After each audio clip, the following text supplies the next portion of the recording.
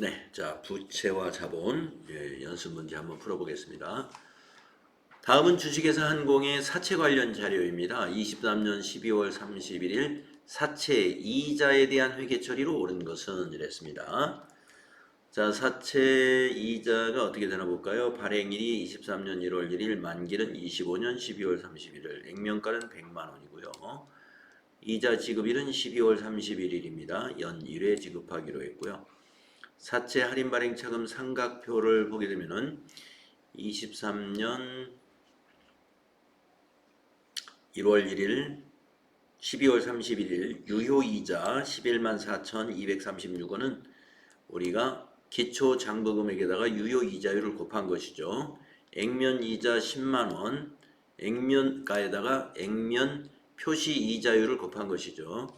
그래서 요 차이 14,236원을 삼각하는 분계를 찾아보겠습니다. 차변의 비용으로 인식하는 총 비용은 11만 4,236원이 되고요. 현금으로 지급하는 이자는 10만 원이 되겠고요. 그래서 대변의 현금이 10만 원, 14,236원을 사채 할인 발행 차금에서 삼각하시면 되겠습니다. 자, 그래서 보기에 나번의 분계가 올바른 분계입니다. 이자 비용 11만 4,236원, 대변의 현금이 10만원, 사채 할인 발행 차금 14,236원 되겠습니다. 우리 사채 그 부분에서 이 분계에 대해서 공부했죠. 다음에 3번 가보겠습니다. 다음은 사채 발행과 관련 자료이다. 이에 대한 설명으로 옳지 않은 것은 이랬습니다. 23년 7월 1일이고요. 상환기간 3년이고 연 이자율 10%, 시장 이자율은 12%, 이자 지급일은 매년 12월 31일, 발행일의 회계 처리를 보니까 할인 발행을 했습니다. 4,804원만큼 할인 발행했죠. 1번 사채는 비유동 부채로 분류한다. 맞습니다. 사채의 발행 금액은 10만 원이다. 이것이 옳지 않군요. 사채의 발행 금액은 이거죠. 95,196원입니다. 그래서 2번이 틀렸다. 다음에 5번으로 가보겠습니다. 주식회사 한공은 23년 1월 1일에 액면가 100만 원인 3년 만기의 사채를 99만 5,843원에 발행하였습니다. 사채 발행 시 액면 이자율은 10%이고 유효 이자율은 15%입니다. 이자는 매년 말 1회를 지급합니다. 주식회사 한공이 인식해야 할 이자 비용은 얼마일까요? 유효이자율법에 의해서 기초장부금액 곱하기 유효이자율 15%가 이자 비용입니다. 자, 그러면 기초장부금액이 얼마냐? 사채를 99,843원에 발행했으므로 할인 발행한 요 금액이 기초장부금액입니다. 그래서 995843 계산기를 한번 들어서 995843 곱하기 15%, 이게 차변에 오는 이자 비용입니다. 15%. 149376이 나오네요. 답은 3번에 있습니다. 다음 7번 가보겠습니다. 다음 중 사채 관련 회계 처리로 옳지 않은 것은 1번 사채 할인 발행 차금 및 사채 할증 발행 차금은 이자 비용에서 차감하여 삼각 처리하죠.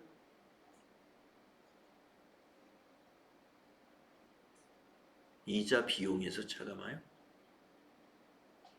이자 비용과 현금 지급한 거의 차익인데 아무튼 조금 이상하긴 합니다만. 2번 사채 할인 발행 차금의 상각은 당기 순이익을 감소시킨다. 자, 우리가 사채 할인 발행 차금을 상각할 때 이자 비용이 발생하잖아요. 비용 발생은 순이익을 감소하는 거죠. 차변의 이자 비용 발생하니까. 다음에 3번 사채 할증 발행 차금의 상각은 사채의 장부 금액을 감소시킨다. 이제 할증 발행을 했기 때문에 장부 금액을 줄여야만이 장부 금액하고 만기 때 일치하게 됩니다. 3번 맞았습니다. 자, 2번하고 3번은 확실히 맞았어요. 그 다음 4번 보겠습니다. 사채를 할인 발행하는 경우 손익계산서상의 이자 비용은 사채 장부금액의 액면 이자율을 곱한 것이다. 이거 틀렸네요. 손익계산서상에 가는 이자 비용, 그것은 사채의 장부금액에다가 액면 이자율이 아니고 유효 이자율을 곱해서 이자 비용으로 인식합니다. 4번이 옳지 않습니다. 네, 그래서 답은 4번이 되겠습니다. 네, 354페이지 9번으로 넘어가 보겠습니다. 다음 중 사채를 발행한 회사의 회계 처리로 옳지 않은 것은 1번 사채의 기말장부 금액은 발행 시점의 유효이자율을 적용하여 평가한다. 기말장부 금액은 발행 시점의 유효이자율을 적용해서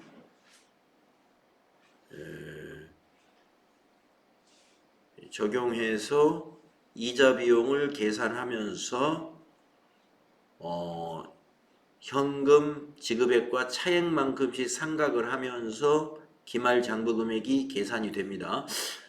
그 과정을 너무 생략했습니다만 뭐 꼭 틀린 거라고 볼 수는 없는데 일단 이건 대기.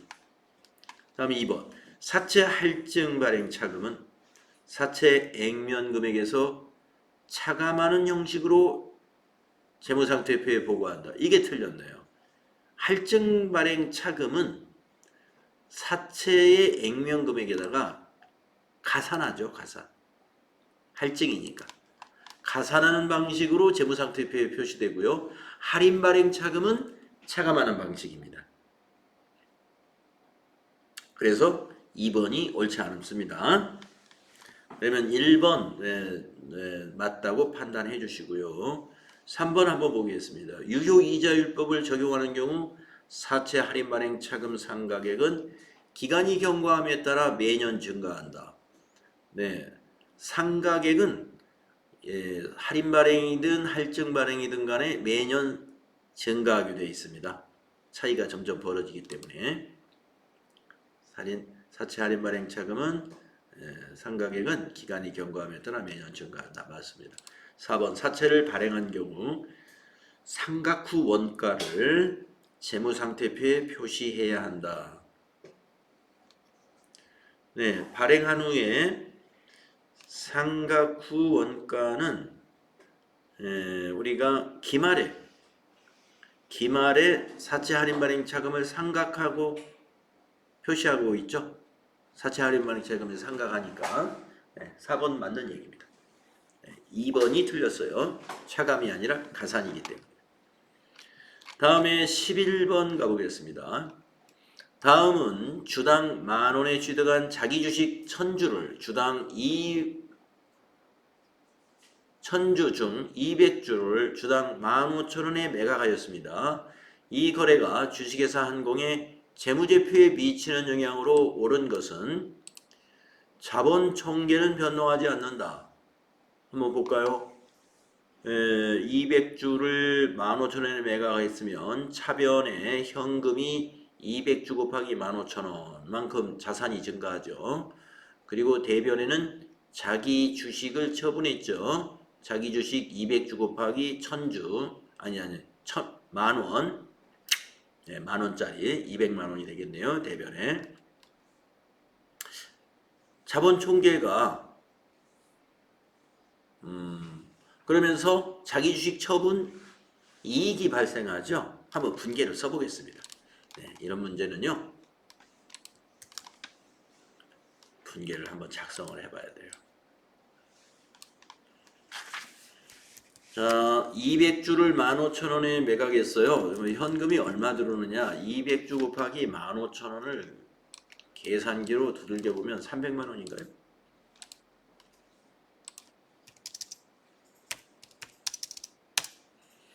네, 그래서 현금이 300만 원 자산 증가했습니다. 대변은요. 원인이 뭐예요? 자기 주식을 처분했죠? 자기 주식 대변에.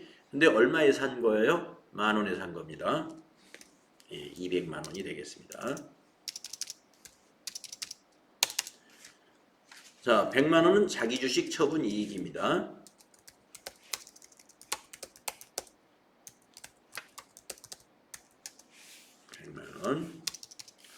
자본 총액의 변화가 있는 거죠. 어떤 변화가 있느냐? 자, 차변의 현금은 여러분 자산이 증가한 거고요. 대변의 자기 주식은 자본 조정이 증가한 거죠. 자본의 증가나 마찬가지죠. 대변의 자기 주식 처분 이익은 자본 잉여금이 증가한 거죠. 따라서 이 거래로 인해서 자본은 요 200만 원과 100만 원 두 개가 다 자본이기 때문에 자본은 대변에서 증가한다. 따라서 300만 원이 변동이 일어납니다. 증가하는 변동. 그래서 1번은 틀렸습니다. 다음 2번. 자본 잉여금은 변동하지 않는다. 변동이 있습니다. 자본 잉여금이 여기 자기 주식 처분 이익이 자본 잉여금이에요. 3번. 자본 조정이 200만 원 증가한다. 네, 맞았습니다. 요 자기 주식이 자본 조정입니다. 그래서 옳은 것은 3번이다.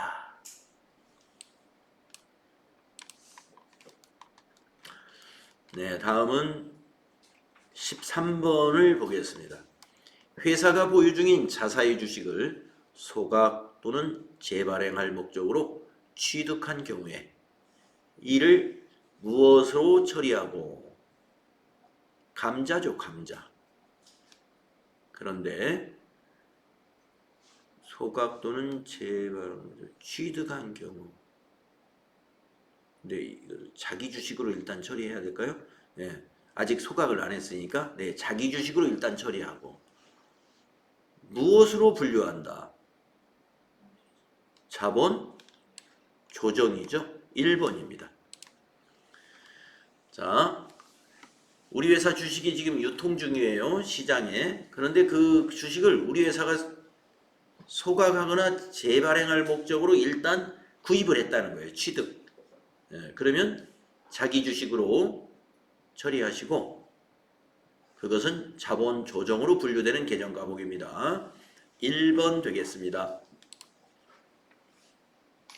다음 15번으로 가보겠습니다.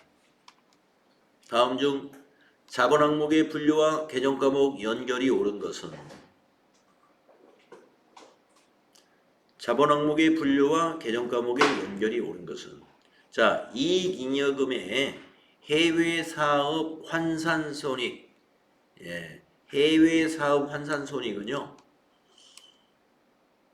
기타 포괄 손익 누계액으로 분류되는 것입니다. 1번 옳지 않습니다. 2번 자기 주식 처분 손실 자본 조정입니다.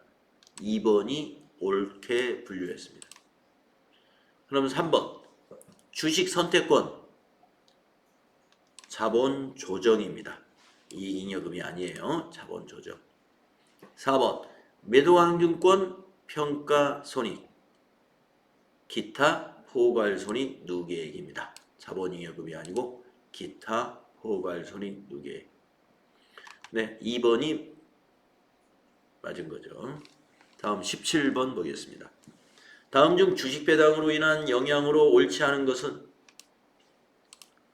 자, 주식 배당이라는 것은 이익잉여금을 주식으로 즉 자본금으로 계정을 바꾸는 그런 회계가 되겠습니다. 네, 그러니까 주식 배당을 하게 되면요, 이 주식 배당의 결과가 회계 처리가 어떻게 되냐면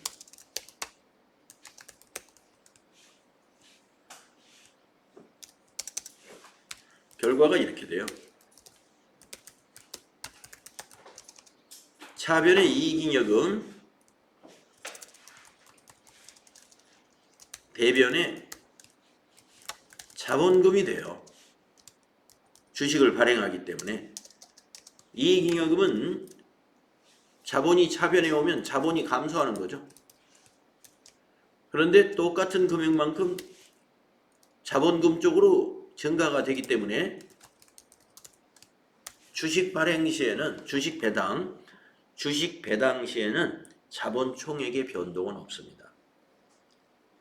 다만 이익잉여금이 자본금으로 전환되는 결과가 되죠. 바꿔지는 결과가 되는 겁니다. 자, 그러면 가보겠습니다. 1번 미교부 주식 배당금만큼 부채가 증가한다. 아하. 자, 미교부 주식 배당금이라는 것은 어느 단계에 나올 수 있냐면요. 자, 이거는 제가 결과만 표시했어요. 그러면 주식 배당을 말이죠. 제가 이게 결과만 표시했는데 주식 배당에 관련된 회계 처리는 2단계로 나누어서 볼 수가 있어요.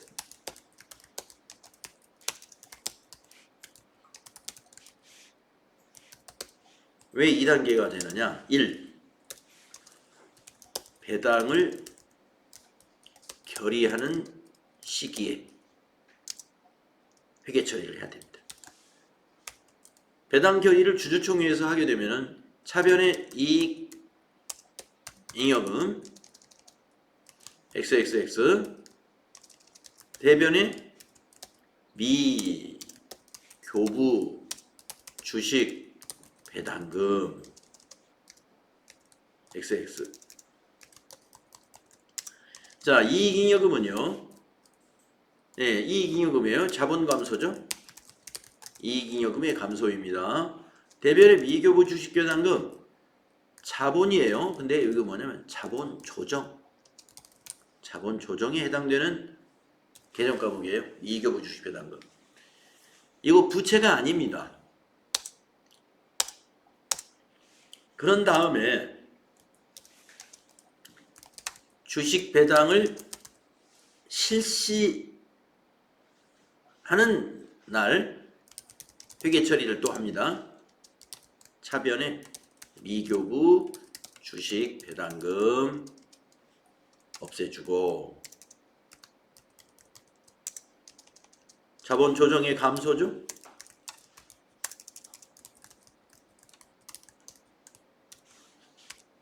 대변에 주식을 발행하면 자본금이 됩니다.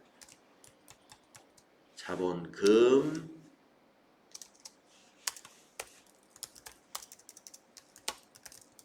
증가. 네. 여러분 주식 배당의 회계 처리는 이렇게 2단계로 나누어집니다. 2단계. 결의시 그리고 주식 배당을 실시할 시기에 또 한 번의 회계 처리가 있다 하는 것입니다. 아까 제가 처음에 정리했던 것은 이 미교부 주식 배당금을 뭐 약분했다고 볼까요? 요거 여기서 생겼다가 여기서 없어지니까 이걸 약분해버리고 결과적으로 남는 건 차변의 이익잉여금, 대변의 자본금 이것만 남으니까 남은 것만 제가 딱 표시하면 결과적으로 그렇게 된다. 처음에 제가 주식배당의 회계 처리는 이렇습니다 하고 했던 분계가 바로 요 분계죠. 요 분계. 미교부 주식배당금 약분해버리면 요렇게 되는 거죠.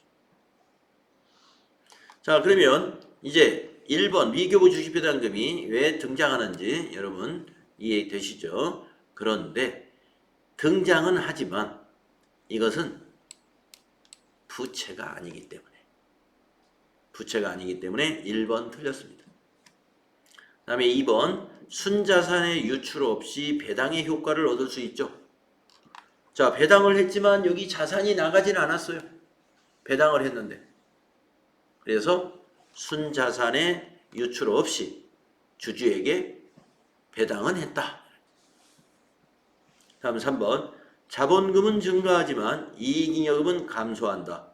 네, 남는 건 요 두 개만 남았어요. 자본금 증가했죠? 증가. 근데 이익잉여금은 왜? 감소했죠? 네. 그다음에 4번 자본의 총액은 변동 없으나 주식 수는 증가한다. 맞습니다. 자본 감소 금액만큼 자본이 증가하기 때문에 자본 총액에는 변동이 없습니다. 하지만 주식을 발행했잖아요. 그러므로 주식의 수량이 증가하게 됩니다. 주식 수가 증가한다. 그래서 1번이 틀렸구나 하는 걸 우리가 알 수 있죠. 다음에 19번으로 가봅니다.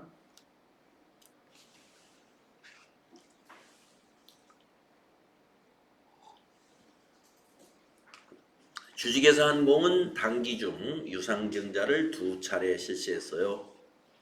다음 자료를 토대로 재무상태표에 표시되는 주식 발행 초과금을 계산하면 얼마입니까?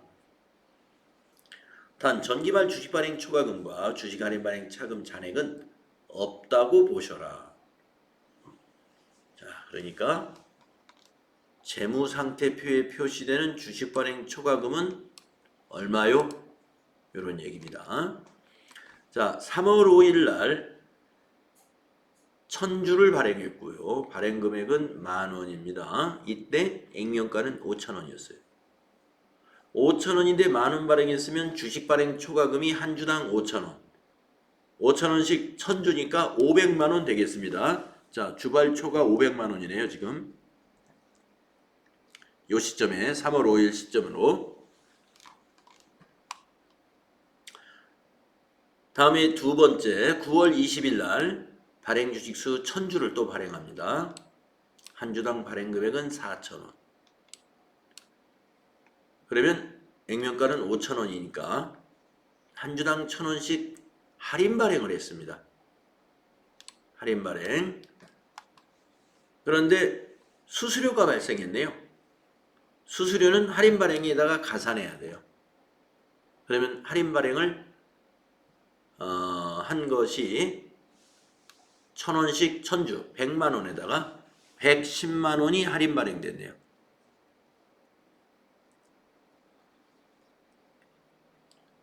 자, 여기서 우리가 알아야 될 것이 뭐냐면은 주식 발행 초과금과 주식 할인 발행 차금은 서로 상계 처리하는 개정 과목이다. 언제나 상계 처리해서 재무상태표에 표시해야 됩니다. 재무상태표에 표시할 때 주식 발행 초과금, 주식 할인 발행 차금을 각각 표시하지 않고요. 우리가 보통 수익과 비용, 그리고 자산과 부채는 총액으로 표시하는 게 원칙이죠. 근데 자본에서는 그렇지 않습니다. 상대 계정 과목을 서로 상계 처리하라 이렇게 돼 있어요. 따라서 500만 원에서 110만 원을 빼가지고 할인 발행 차금은 아예 표시하지 않습니다. 표시하지 않고 주식 발행 초과금으로만 390만 원 이렇게 표시합니다. 할인 발행은 재무상태표에 안 나타납니다. 자, 그러면 우리가 이 본문할 때 이 부분이 조금 그 본문에서 좀 빠졌다 그럴까요? 좀 그런 부분이 있어서 상계 처리하는 개정 과목 한번 정리해 보겠습니다. 자산과 부채의 수익과 비용은 총액이 원칙입니다. 총액 처리가. 자, 자본 계정 중에서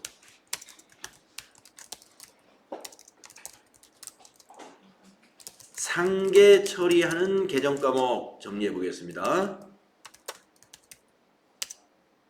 자, 첫째, 지금 방금 나온 주식 발행 초과금의 상대적인 개정 과목은 주식 할인 발행 차금인데요. 이것은 두 개 다 잔액을 표시해서는 안 돼요. 재무상태표에는 서로 상기시켜서 하나는 없애고 하나만 표시합니다. 상계 처리해야 되고, 두 번째, 이와 성격이 같은 게 뭐가 있냐면은 주식을 감자할 때 감자 차 이익이라는 개정 과목이 있어요. 자본 잉여금에. 그리고 여기에 상대되는 개정 과목이 감자, 차, 손이라고 하는 자본 조정 개정 과목이 있어요. 이거 서로 상계해야 됩니다. 상계한다는 말은 재무상태표에 각각 표시해서는 안 되고 두 개에서 큰 거에서 작은 걸 빼가지고 큰 금액의 개정 과목만 그 차액을 적어준다 이거예요.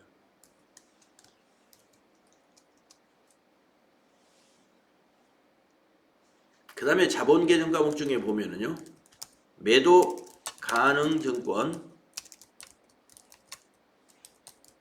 평가 이익이 있고요. 매도 가능 증권, 평가 손실이라는 기타 포괄 손익 누계액에 들어있는 그 개정 과목이죠. 이것도 항상 상계 처리하는 거예요. 두 개를 각자 표시하지 않습니다. 둘 중에서 큰 것만 표시하면서 그 작은 금액을 빼버리죠.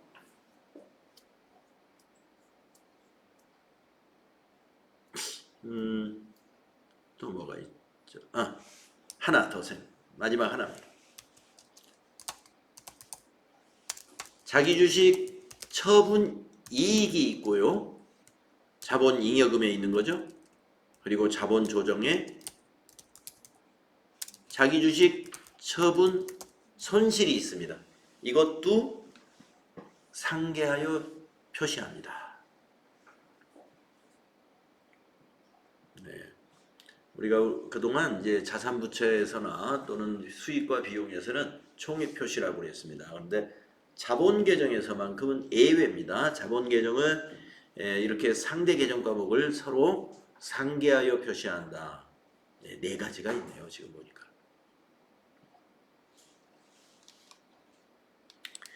그래서 이 19번 문제가 바로 19번 문제가 이 상계하여 처리하는 것을 알고 있느냐 하는 문제입니다. 그러니까 이 1번에 있는 주식 발행 초과금과 주식 할인 발행 차금을 상계해서 표시해야 이 19번의 답을 제대로 찾는 거예요. 아까 주식 발행 초과금이 500만 원 있었고 주식 할인 발행 차금이 또 그 밑에 있었단 말이에요. 그러면 주식 할인 발행 차금이 작았죠? 그 작은 금액을 초과금에서 빼는 겁니다.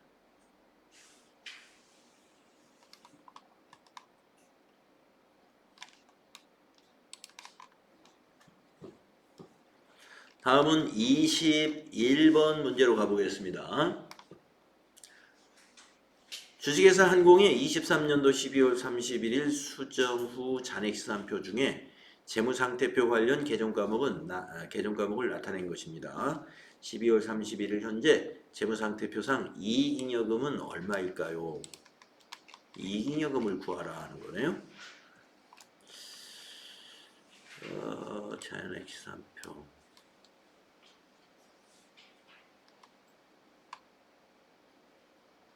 이익잉여금이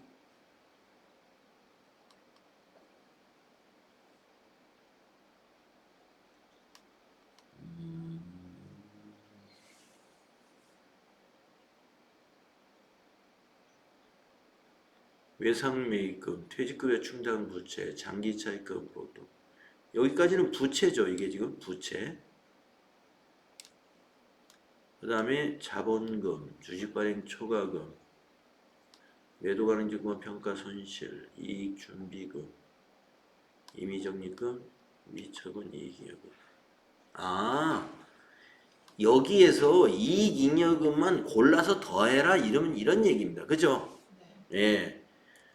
자, 이익잉여금만 골라봅시다. 이익준비금, 이익잉여금에 해당돼요. 예. 임의적립금도 이익잉여금에 해당되는 거죠. 미처분 이익잉여금도 이익잉여금에 해당되는 것입니다. 네.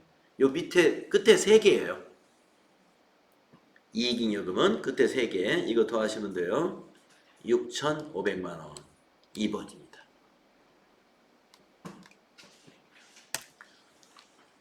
(23번) 가보겠습니다. 확정 기여형 제도에 따라 퇴직급여를 인식하고 있는 회사입니다. 자, 우리가 이거 좀 공부한 지 좀 시간이 지났죠? 퇴직연금에 확정기여형과 확정급여형이 있었습니다. 확정기여형은 우리가 불이백을 비용으로 처리하는 방식이에요. 자, 회사가 연금에 불입했다 그러면 퇴직급여라는 비용 처리하면 됩니다. 자, 확정기여형 제도에 따라 퇴직급여를 인식하고 있어요.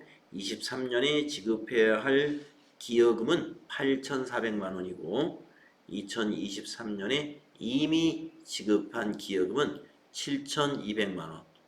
그러면 1,100만 원을 아직 미지급했네요. 경우 23년 말 퇴직급여 관련 분계로 오른 것은 문제가 왜 이러죠? 분계가 아예 없는데 오른 것은 어떻게? 네.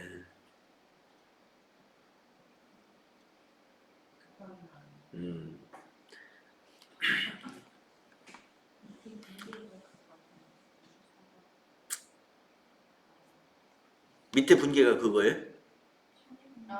진짜. 퇴직급여 부채에 대한 설명으로 옳지 않은 거죠. 그거는 더 밑에. 그러면은 요것이 요것이 지금 요 23번의 분계라고 보시고 한번 문제를 그럼 풀어보겠습니다. 책을 급하게 만들면서 오류가 좀 많이 있네요. 자, 퇴직급여로 처리해야 되니까요. 네, 퇴직급여 충당 부채 설정한 건 다 틀렸어요. 확정 기여형에서는요, 퇴직급여 충당 부채를 설정 안 해요. 퇴직급여 충당 부채를 설정하지 않기 때문에 나다라는 다 틀린 겁니다. 그러면 여기서는 뭐 보니까 말에 퇴직급여에 관련된 분계를 어떻게 해야 되느냐? 그러면 요 7,200만 원은 지급할 당시에 회계 처리했다는 거예요. 그러면 말에는 요 1,100만 원을 1,200이죠? 1,200만 원을 미지급 비용으로 인식해 주면 돼요. 그러니까 가번이 되겠습니다. 일단 단기분이니까 비용 처리를 해야 돼요. 퇴직급여로. 그리고 아직 지급하지 않은 것은 미지급 비용으로 인식한다. 가번이 되겠습니다. 자, 25번으로 가보겠습니다. 그러면 25번도 혹시 뭐 틀렸을까요? 25 맞는 것 같죠?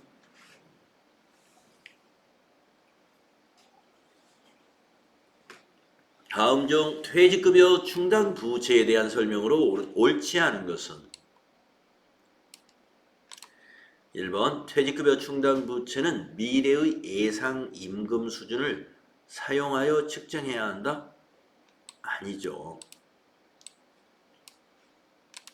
자, 우리가 퇴직급여 충당 부채는요, 과거의 급여를 가지고 퇴직금을 지급하는 거잖아요. 퇴직금이라는 게 미래에 받을 걸 지급하는 게 아니고 지금까지 지급한 급여의 최근 3개월치 평균을 가지고 우리가 거기다 근속연수 곱해서 퇴직금을 계산하는 거기 때문에 미래의 임금 수준을 반영해서 만들지는 않습니다.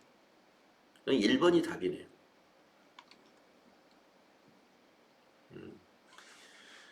네, 나머지 너무 복잡하니까 그냥 읽지 않겠습니다. 네, 1번 틀렸습니다. 다음에 27번으로 가보겠습니다. 다음은 주식회사 한공의 퇴직급여 충당부채 개정과 결산정리 사항이다. 결산회계 처리를 하였을 경우에 가의 금액과 나의 계정 과목으로 오른 것은 가의 금액과 나의 계정 과목. 자, 퇴직급여 충당부채를 원장을 보여주는데 전기에 2월 된 금액이 얼마겠느냐 이렇게 물었군요. 자, 결산정리사항을 한번 봅시다. 12월 31일 결산 시에 임직원 전체의 퇴직금 추산액은 600만 원입니다. 그랬어요. 그러면은 결산 말에 이 600만 원을 그 반영해가 600만 원만큼 퇴직급여 충당 부채가 되도록 결과가 나와 있어야 되죠. 그래서 결산 분계를 보니까요. 200만 원을 추가 설정했어요. 그러니까 이 나번에는 퇴직급여 충당 부채가 나번에 되는 겁니다. 퇴직급여 충당 부채를 설정하는 거니까 나번은 퇴직급여 충당 부채가 됩니다. 그러면 200만 원을 추가 설정해가지고 600만 원을 만든다는 뜻이에요. 600만 원을. 그러면 퇴직급여 충당 부채 잔액이 400이었다는 얘기죠. 400. 그러면 6월 30일 날은 무슨 일이 있었냐면은 퇴직금 100만 원을 지급할 때 요 전기된 내용입니다. 그러면 이 전기 2월이 500이어야 그렇죠? 전기 2월이 500만 원이었을 때 6월 30일 날 퇴직금 100만 원을 지급했으므로 퇴직급여 충당 부채는 400이었다. 잔액이. 거기다가 분계 결산 때 200만 원을 추가 설정해서 600을 만든다. 이런 이야기가 되는 겁니다. 그래서 전기 2월은 500이라고 봐야 돼요. 답은 3번에 있습니다. 가번에 들어가는 금액은 500이요. 나번에 들어갈 개정 과목은 퇴직급여 충당부채 개정 과목이 들어간다.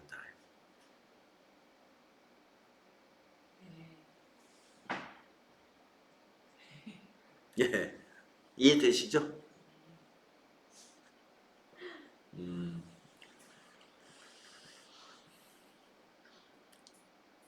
자, 퇴직급여 충당부채 설정하는 분계를 여러분이 기억하셔야 되는데 차변의 퇴직급여, 대변의 퇴직급여 충당부채. 그런데 추산액을 전부 설정하는 것이 아니고 잔액을 뺀 나머지만 추가 설정합니다. 잔액을 뺀 나머지만. 그래서 200만 원을 추가 설정했다 이 말이에요. 그렇다면요. 퇴직급여 충당부채 잔액이 400이기 때문에 200만 원을 추가 설정하는 거거든요. 그렇다면은 대변에 전기 2월이 500 있을 때 퇴직금 지급 100만 원 지급하면서 100만 원 차변에 기입했으니까 잔액이 400이 된 거예요. 그래서 잔액 400이 되려면 전기 2월은 500이어야 된다. 이런 얘기입니다. 29번을 보면요. 퇴직급여에 관한 사항입니다. 올바르게 설명하고 있는 사람은 퇴직급여 충당부채 기초가 500만 원이 있는데요. 전 종업원이 일시에 퇴직할 경우 지급해야 할 퇴직금이 700만 원이고 이는 퇴직급여 규정 개정으로 증가된 150만 원이 포함되어 있어요. 예, 당연히 그건 포함해서 해야 됩니다. 전기 이전분 130만 원, 단기분 20만 원 해서 150. 단기에 지급한 퇴직급여는 100만 원이랍니다. 그러면 이 단기에 지급한 100만 원은 어디에 기록되겠어요? 여기에 기록되죠? 예. 그러면 퇴직급여 충당부채 잔액은 여기도 400만 원입니다. 잔액이 400만 원. 자, 이 상태에서 1번 재무상태표상 퇴직급여 충당부채는 650만 원이다. 네, 요거 결산 분계를 하면 그렇게 될 수 있죠. 한번 볼까요? 결산 분계가 어떻게 되는지. 700만 원이네, 700만 원.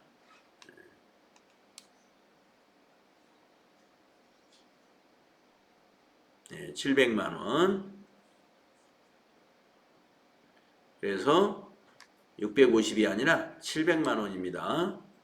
이건 잘못 설명했죠? 2번 손익계산서상의 퇴직급여는 300만 원이다. 추가 설정을 300만 원 할까요? 네, 700만 원을 만들기 위해서 지금 잔액이 400만 원이니까 추가 설정 300 해야 되겠네요. 그때 분계가 뭐예요? 차변의 퇴직급여 300. 그것이 손익계산서로 가죠? 2번 맞았습니다. 3번은요. 퇴직급여 규정의 개정으로 증가된 전기 이전분 130만 원은 전기 이익 잉여금에 반영을 한다. 요거는요. 전기 거를 손익계산서를 다시 만든다 이런 얘기잖아요. 그렇지 않습니다. 그냥 단기에 퇴직급여로 전부 반영을 하면 돼요. 다음에 4번 주식회사 한공은 확정 기여형을 적용하고 있다. 자, 확정 기여형의 경우에는요. 퇴직급여 충당 부채를 설정하고 있지 않아요. 확정 급여형이어야 퇴직급여 충당 부채를 설정합니다. 그래서 퇴직급여 충당 부채를 설정하지 않습니다. DC형은. 그래서 이것도 틀렸습니다. 확정 급여형 퇴직연금을 운영하는 기업에서 퇴직급여 충당 부채 설정을 합니다. 아니면 아예 퇴직연금이 가입을 안 한 기업이라든가. 그래서 3번이 맞다. 2번이 맞다. 자, 31번 보십시오. 다음은 주식회사 한공의 총개정 원장의 일부와 퇴직급여 관련 자료입니다. 손익계산서에 표시될 퇴직급여는 얼마일까요? 요게 얼마일까요? 퇴직급여 충당 부채를 얼마 설정하는가를 알면 되죠. 자, 전기 2월이 2천만 원이고 6월 5일 날 퇴직급여를 650 지급했으므로 결산 전에는 잔액이 1,550입니다. 아니 400 2천에서 650 빼면 1,350. 예. 퇴직급여 충당 부채 잔액이 결산 전 1,350인 상태에서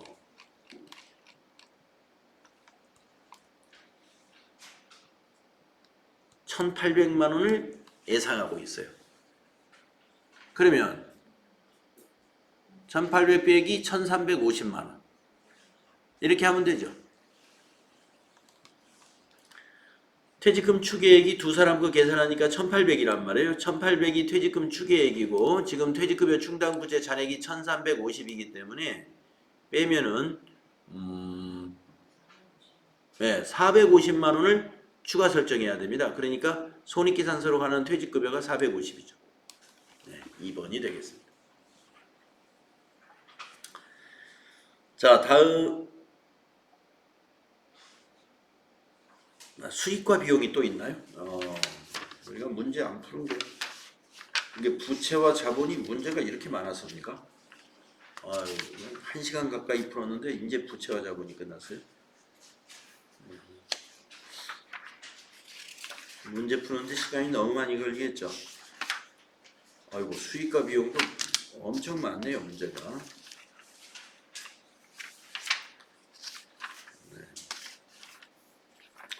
자, 수익과 비용, 요거는 좀 더 띄엄띄엄 문제를 풀어보겠습니다. 좀 풀다가 쉬면 되겠죠. 자, 다음은 주식회사 한공의 기초와 기말 재무상태표이다. 당기 중 자본거래가 다음과 같은 경우 당기 순이익은 얼마인가? 당기 순이익을 구하라는 건데요. 자, 기초 재무상태표를 보니까 기초 자본을 여기다 알 수가 있죠. 40만 원이었습니다. 그런데 기말 자본이 얼마가 됐냐면 그 밑에가 이제 기말 자본을 알려주는군요. 30만 원이 증가됐어요. 자, 요 자본 거래가 없었다면 30만 원 증가가 전부 당기 순이익이에요. 자본 거래가 없었다면. 그런데 자본 거래가 이만큼 있었다 이거예요. 그러면 이것 때문에 증가한 것을 뺀 나머지는 당기 순이익 때문에 증가한 겁니다. 그러면 자본 거래로 인해서 기말 자본이 얼마가 증가했는지 한번 따져보겠습니다. 자, 유상증자였대요. 그러면 유상증자 분계는 여러분 이렇게 생각하시면 돼. 주주에게 유상으로 주식을 발행했다. 네. 그러면 차변에 현금, 대변에 자본금이 가는 거죠. 네, 이거 자본을 증가시키는 겁니다.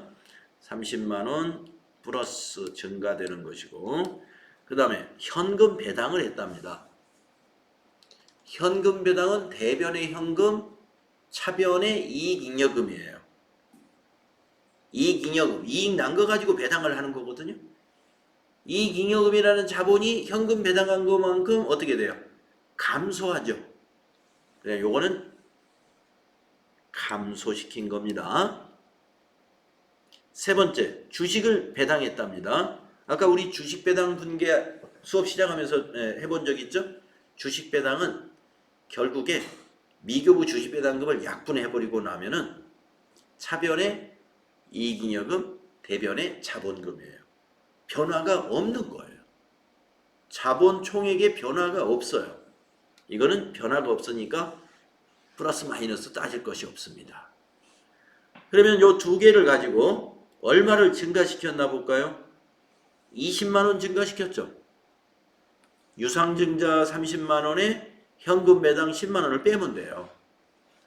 자본 거래로 인해서 여기 기말 자본을 증가시킨 부분은 20만 원. 따라서 당기 순이익은 10만 원, 나머지 10만 원은 이익이 나서 증가된 거다 이거예요.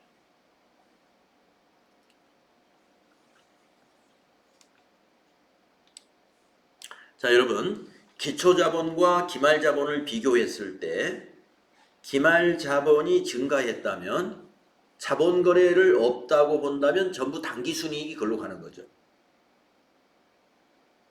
그쵸? 당기순이익이 미처분 이익이익으로 대체되는 분계를 한단 말이에요.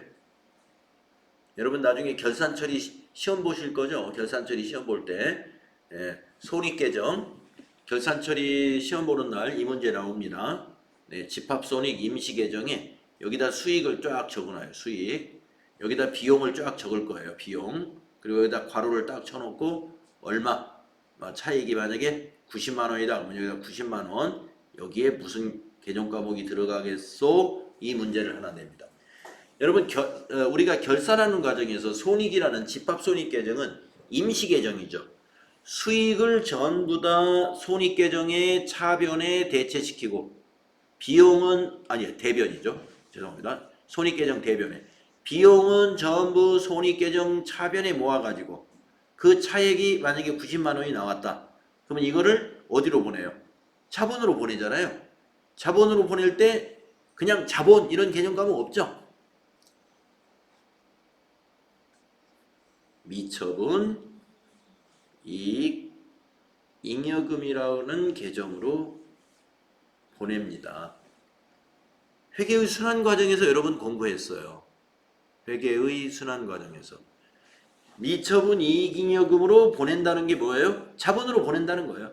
미처분 이익잉여금은 이익잉여금 계정으로서 자본에 해당되는 거예요. 그래서 제가 당기순이익이 자본을 증가시킨다 이런 얘기입니다. 기말자본에. 자, 결산처리 시험 보는 날 한 문제 알려드렸어요. 집합손익의 요 차액에 괄호 쳐놓으면 그거는 미처분 이익잉여금이라는 계정 과목이라고 답을 써야 된다. 미처분 이익잉여금 자본입니다. 그래서 기초자본 여기가 기초자본입니다. 여기 기초재무제표니까 그리고 기말 여기 기말자본입니다. 이 증가액 30만 원을 이렇게 분석하는 거예요. 자본거래로 인해서 20만 원 증가했고 나머지 10만 원은 손익거래, 손익거래 즉 당기순이익이 자본을 증가시켰다. 아시겠죠? 그래서 답이 10만 원입니다. 자, 쭉 건너서 이제 5번까지 건너가겠습니다. 문제가 너무 많으니까요. 5번까지 쭉 건너. 다음은 주식회사 한공의 23년 상품거래 내역입니다. 매출 원가를 계산하면 얼마입니까? 이건 재고자산 문제가 여기서 또 나왔네요. 선입선출법입니다. 자, 1월 1일날 기초상품 재고액이 300개이고요. 이렇게 있고요. 7월 1일날 이렇게 매입을 했어요. 그리고 10월 1일날 550개를 매출을 했습니다. 네, 이거 뭐 재고자산 문제 같습니다. 자, 선입선출법으로 550개를 정리해 보겠습니다. 여기 300개 모두 팔려 나갔고요. 그 다음에 250개는 여기서 팔려 나갔습니다. 그러면은 재고는 150개 재고가 남습니다.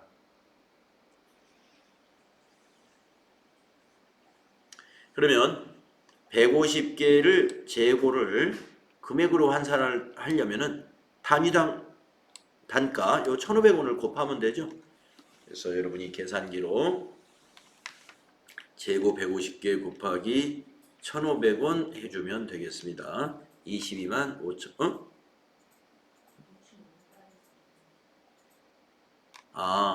저는 지금 재고 금액을 구했군요. 예, 매출 원가를 구하러 맞습니다. 그러면은 재고 금액이 22만 5천 원. 이왕 22만 5천 원 한번 적어놔 보겠습니다. 22만 5천 원. 자, 매출 원가는요. 이 550개의 원가예요. 그러면 여기 30만 원 하고요. 30만 원 하고요. 나머지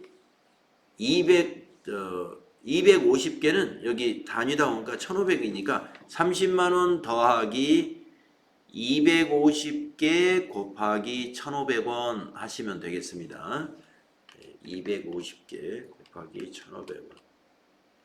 그러면 37만 5천 원에다가 30만 원 더하면 67만 5천 원입니다. 1번. 이게 매출 원가예요.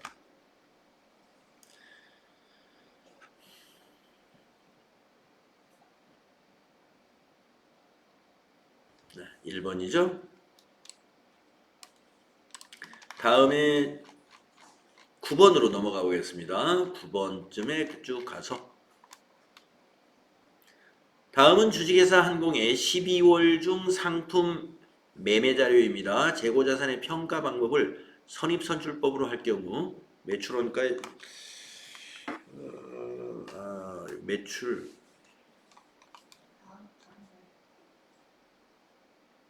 원가와 매출 총이익은 각각 얼마냐? 우리가 수익과 비용에서 이런 문제가 나오지. 문제가 배치가 잘못된 것 같죠?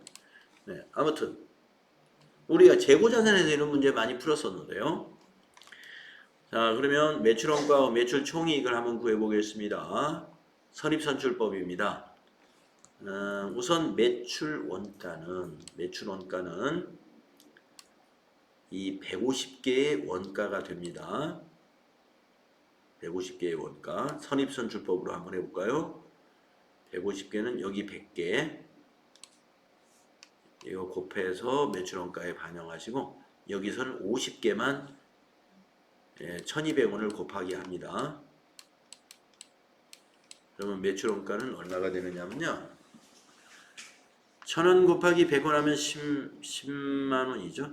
10만 원에다가 50개 곱하기 1,200원 해보게요. 6만 원. 그러면 16만 원이 매출 원가입니다. 16만 원. 다음에 매출 총이익은 매출액에서 매출 원가 16만 원을 빼면 그게 매출 총이익입니다. 매출액은 150개 곱하기 4,000원이 이게 매출액이죠. 한 개당 4,000원에 팔았다는 거예요. 그러면 4,000원 곱하기 150개 60만 원이 매출액이네요. 매출액 60만 원에서 매출원가 16만 원을 빼보세요. 44만 원이 되죠? 44만 원. 답은 2번이군요. 네, 2번. 매출액이 60만 원이므로 60만 원에서 매출원가 16만 원을 빼면 됩니다. 다음에 13번 한번 가보겠습니다. 중소기업이 아닌 법인의 수익인식에 대한 설명으로 옳지 않은 것은 이랬습니다. 네, 수익인식에 대한 문제인데요. 1번 보겠습니다. 장기 할부 조건으로 판매한 제품은 대금 회수 시점에 수익을 인식한다. 네, 우리가 장기 할부 판매의 경우는 우리 부가가치세법에서 과세표준을 대금을 각각 받을 때 과세표준을 인식하죠. 자, 그런데 우리가 수익으로 인식하는 거 또 만약에 대금 회수 시점으로 인식하느냐? 자, 일단 이거 보류해 보시고, 용역의 제공으로 인한 수익은 진행 기준에 따라 인식한다. 예, 용역은 진행 기준에 따라 인식합니다. 2번은 맞았어요. 확실히. 다음이 3번 적성품. 적성품은 위탁 판매에서 수탁자에게 보내는 물건이 적성품이죠. 적성품은 수탁자가 고객에게 판매한 시점에 수익을 인식한다. 네, 그래야죠. 적성품은 수탁자가 판매해야만이 그걸 수익으로 인식합니다. 다음 4번 상품권은 고객에게 판매할 때 선수금으로 회계 처리하고 고객이 물건과 교환할 때 수익으로 인식한다. 맞습니다. 상품권을 파는 것은 선수금을 부채로 인식해야 돼요. 선수금이라는 부채로. 그리고 그 상품권을 가지고 물건과 교환할 때 상품 매출로 수익으로 인식합니다. 네. 자, 2, 3, 4 확실히 맞았죠? 그래서 1번이 틀렸구나. 우리가 장기할부 판매인 경우에 부가가치세법에서 과세표준의 인식은 각각의 대가를 받을 때 과세표준으로 인식합니다만은 여기에서는 판매한 제품의 대금 회수 시점을 아는 게 아니라 인도 시점으로 인식한다. 1번이 잘못됐습니다. 다음에 17번으로 뛰어가 보겠습니다. 다음에 지출 항목에 해당하는 계정 과목으로 옳은 것은 거래처 직원과 회식비, 접대비가 되겠습니다. 전기요금은 통신비가 되고요. 전기요금은 전력비가 되고요. 사무실 월세는 임차료가 되겠습니다. 자, 접대비, 전력비, 임차료.